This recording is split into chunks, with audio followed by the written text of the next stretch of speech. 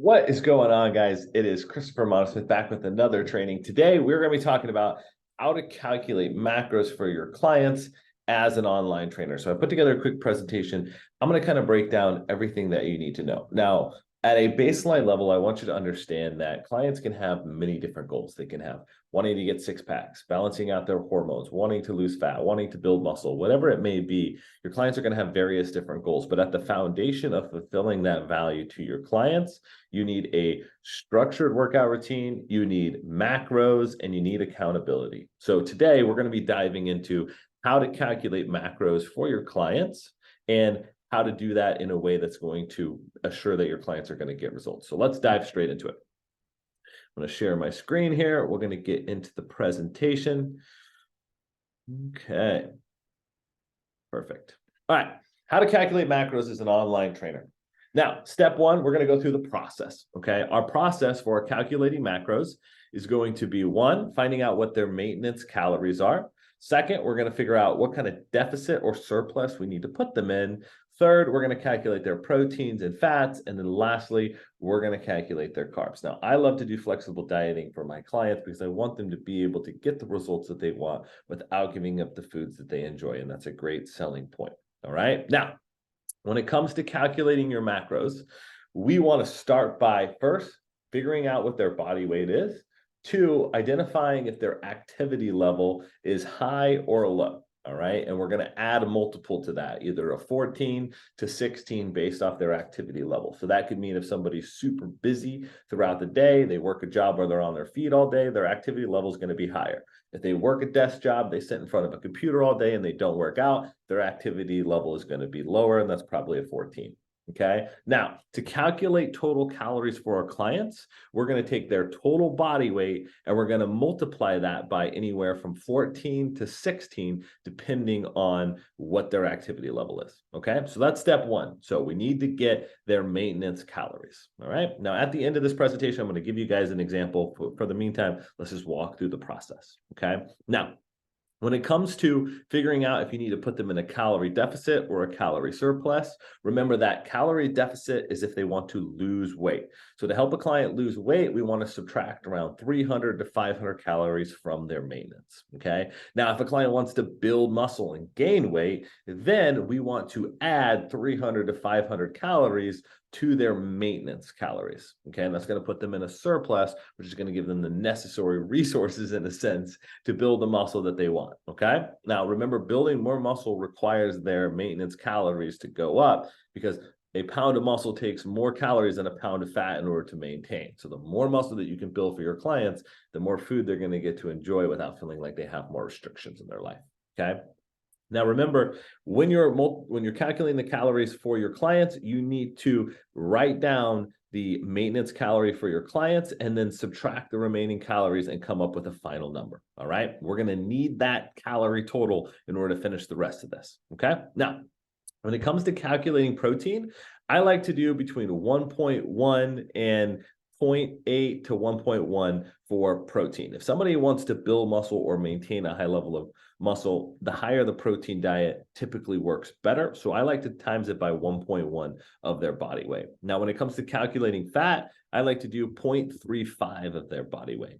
Okay. So one thing that I want you guys to remember is for protein, all right, that's 4 calories per gram of protein. And for fat, it's 9 calories per gram of fat. So fat is way more calorie dense. And so you can't really have as many in your macro guidance. So when you're calculating macros for your clients, remember that fats are going to be more calorie dense, where proteins and carbs are only 4 calories per gram. Okay, so remember this formula right here. We'll get into an example a little bit later on, but when calculating protein, we want to take their body weight times 1.1. When calculating fat, we want to take their body weight times 0.35. Okay, now, when it comes to carbs, this is extremely important. All right. Now, when we're calculating our macros, we want to use a formula where we take the total protein calories plus the total fat calories, and we want to subtract the total number of calories between fats and proteins. And then we take the remaining amount of calories, whatever that number may be, and we want to divide it by 4. Okay, because there's 4 calories per gram of carbs. So by taking the remaining calories and dividing it by 4, it's going to give us how many carbs our clients get to eat on a daily basis. Okay, does that make sense? Hopefully you guys are all following along. Let's get into an example. Okay. Now, when it comes to calculating macros for your clients, I want to give you just a simple little example here so that you can kind of walk through this yourself and be able to easily calculate calories for your clients. Okay, so here we go. Here's our test client. He's 190 pounds. He's 5'10", and he wants to lose weight.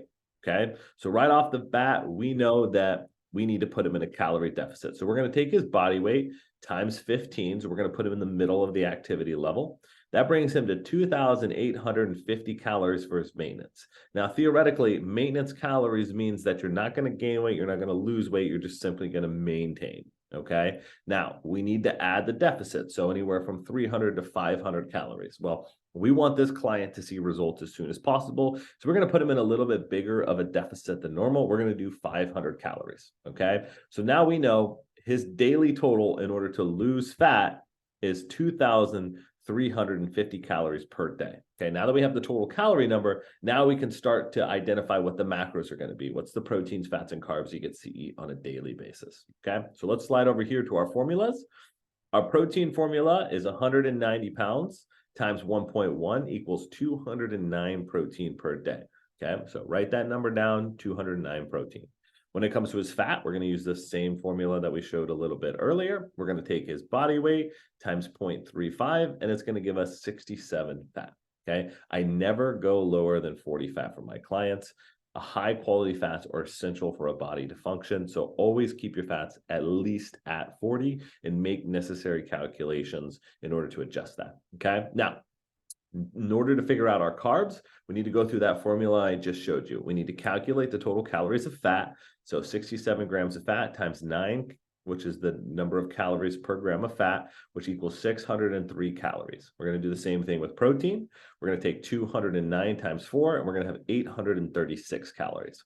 So then we're going to calculate the total calories between proteins and fats, which is going to lead us to 1,439 calories.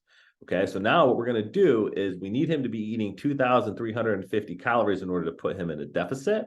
And we know we've already used up 1,439 calories. So what we're going to do is we're going to take the total remaining calories by taking the calories he needs to eat in order to be in a deficit minus the calories we've already assigned to him in macros, and it leaves us with 911 calories. So now to figure out our carbs, all we need to do is take the 911 calories, divide that by 4, and we have 228 carbs. Okay, now by going through that whole formula, if it's easy for you to understand, I advise you guys to kind of take a screenshot here, use this as a reference point for you in the future. But now we have his total macros in order to lose fat. It's 209 protein, 67 fats, and 228 carbs. Okay, so that right there, guys, that is your formula. I encourage you guys to look back at that. This is a reference point for your clients. So my best advice for you is use this as a formula to get a reference.